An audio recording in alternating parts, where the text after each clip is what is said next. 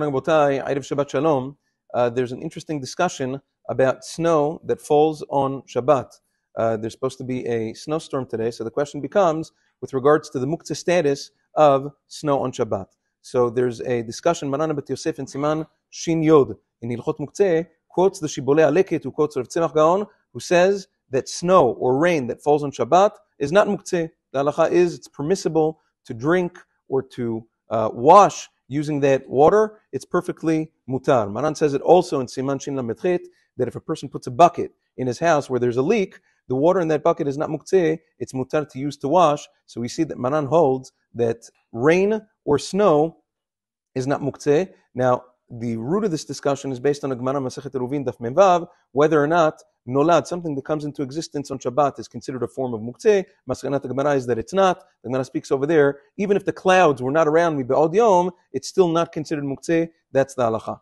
This was actually discussed by Gaon Har Tzevi in his Sheilot Utshuvot. He says there was once a very big snowstorm in Yerushalayim, and he says that it was, he says, certainly if it snowed on Erev Shabbat and then the snow is there into Shabbat, bevadai it's not muktzeh because the snow is already there. But even if it snowed mamash into Shabbat, the halacha is also, it's perfectly acceptable. He brings ra'ayah. The Gemara says, speaks about crushing snow or hail into water on Shabbat, how you can do it, how you can't do it. Hey, if it's muktzeh, you can't even pick it up. Apparently, snow and hail are not muktzeh, says the Har Tzevi, kedat Maran Bet Yosef. Now, with regards to shoveling, sometimes a person wants to shovel on Shabbat, especially if it's a little dangerous, slick, whatever it is.